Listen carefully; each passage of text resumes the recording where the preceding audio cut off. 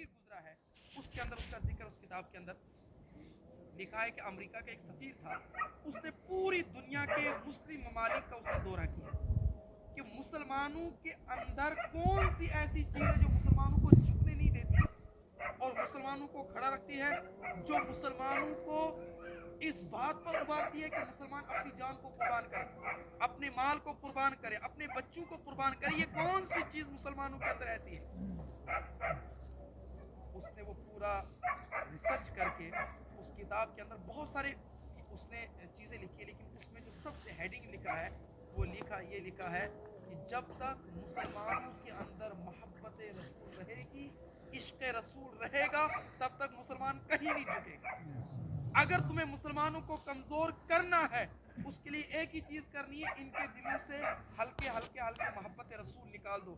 جب محبت رسول نکل جائے گی نا تو پھر یہ کیا ہو جائیں گے؟ لبرل قسم کے، آزادانہ خیال کے. ٹھیک ہے، زیادہ سختی نہیں، یہ بھی ٹھیک ہے، یہ بھی ٹھیک ہے، یہ بھی ٹھیک ہے، چلے گا، کوئی مسئلہ نہیں، یہ بھی ٹھیک ہے، یہ بھی ٹھیک ہے، سب ٹھیک ہے. کیوں؟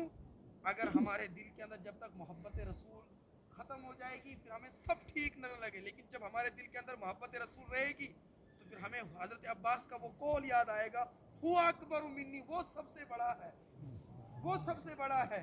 اس کے متعلق جس کی دل میں تھوڑی سی بات آ جائے وہ ہمیں قبول نہیں ہے. آج ہوا کیا ہے؟ چونکہ ہمارے کھانے پینے، ہمارے رہن سہن میں، ہمارے لباس میں ایسی چیزیں ڈال دی گئی ہیں کہ جنہوں نے ہمارے ایمانوں کو کمزور کر دیا. ایمان نہیں بلکہ محبت رسول کو کمزور کر دیا. جب محبت رسول ہمارے دلوں سے نکل گئی ہے تو ظاہر سی بات ہے ہمیں پھر کچھ بھی کہو اور ہمارے ساتھ کچھ بھی کرو، پھر ہمیں کوئی اس کی پرواہ نہیں ہوتی ہے. اس لیے ہمیں ضرورت ہے اس وقت میں کہ ہم اپنے اندر مضبوطی پیدا کریں، اپنے ایمان کے اندر پختگی پیدا کریں. جو عاشق رسول وہ ہمارے سر کا تاج، اگرچہ وہ انگوٹھا چھاپ، اگر وہ انگوٹھا، اور اگر عاشق رسول نہیں، گستاخ رسول ہے یا اس جماعت سے تعلق رکھنے والا ہے، وہ کتنا بھی پڑھا لکھا نہ ہو، جب وہ عاشق رسول نہیں تو وہ ہمارے سامنے کچھ نہیں، نہ ہمیں اس کی تعظیم کرنی. اس لیے آپ نے اگر معیار رکھنا ہے، وہ معیار کیا رکھنا آپ نے کہ دیکھو یہ حضور کا ہے یا نہیں. اگر حضور کا ہے تو ہمارا، اگر حضور کا نہیں ہے تو ہمارا. اور لاسٹ بات عرض کر کے پھر نماز پڑھ لیتے ہیں. قبر میں 3 سوال ہوتے ہیں. قبر میں کتنے سوال ہوتے ہیں؟ 3 سوال.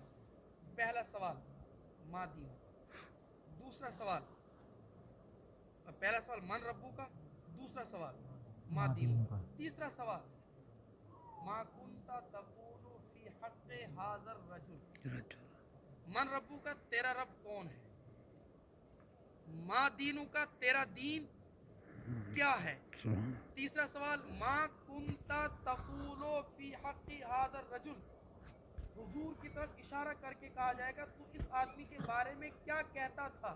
اچھا یہاں پر تھوڑا سا میں اور بتا دوں، یہاں پر ہے کنتا تقول، ماضی کی کہیں قسمیں ہیں، جیسے ماضی مطلق ہے، ماضی بعید ہے، ماضی استمراری ہے، ماضی احتمالی ہے، ماضی شکی ہے، کہیں ماضی ہے. اس میں ایک ماضی استمراری ہے. ماضی استمراری کا مطلب ہوتا ہے جس میں ہوتا ہے کام کنٹینیو چلتا ہو، کنٹینیو چل رہا ہو، اسی کو بولتے ہیں ما کنتا تقول، تو کیا کہتا تھا. جیسے آپ نے پڑھا ہوگا، آپ وہاں ترجمہ کراتے ہیں انگلش میں، تو کہتا تھا، تھا جہاں ہے جی، تو کنتا تقول، تو کیا کہتا تھا، یہ ترجمہ. تھا ایک ہوتا خالص تھا، اس کو ماضی بعید بولتے ہیں. ایک ہوتا تھا، اس کو بولتے ہیں کنٹینیو جو کام چل رہا ہو. تو یہاں پر جو ماضی ہے ماضی استمراری، جس کا مطلب ہے ما کنتا تقول، تو کیا کہتا تھا، یعنی اب کیا کہہ رہا ہے. کیونکہ وہاں تو سب دیکھ کر کہیں گے ہاں یہ رسول ہے، لیکن وہاں کا نہیں پوچھا جائے گا تو دنیا میں کیا کہتا تھا. اب یہاں پر علماء نے لکھا ہے، پہلا سوال ہوگا من ربو کا.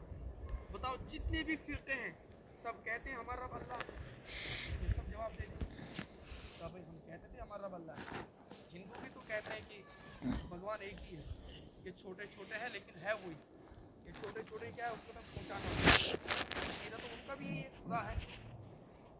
تو اس میں سب جواب دے دیں گے. ما کنتا تقول، تو من ربک، تیرا رب کون ہے؟ سب نے جواب دے دیا.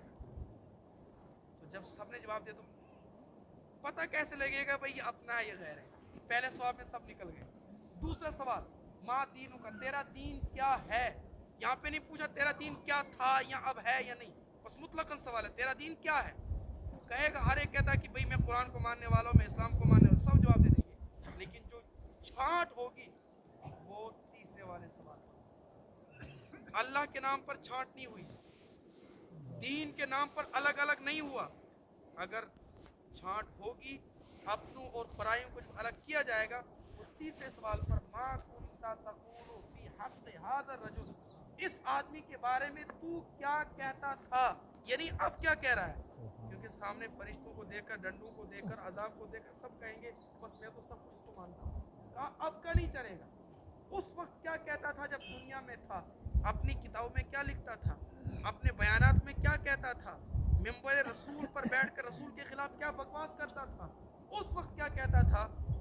تو یہاں پر چھانٹ لگ جائے. جو کہتا تھا میں تو کہتا تھا مصطفیٰ جان رحمت پیرا، سبحان اللہ. اگر عاشق رسول ہوگا وہ کہے گا میں تو کہتا تھا صلی اللہ علیہ یا رسول اللہ. عاشق رسول کہے گا میں تو کہتا تھا سب سے اعلیٰ و اعلیٰ ہمارا نبی، سب سے بالا و بالا ہمارا نبی.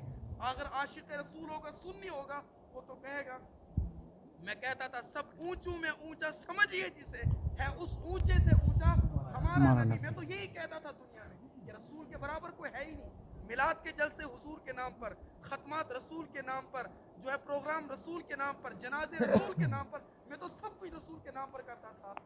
میں یہ کرتا تھا دنیا میں.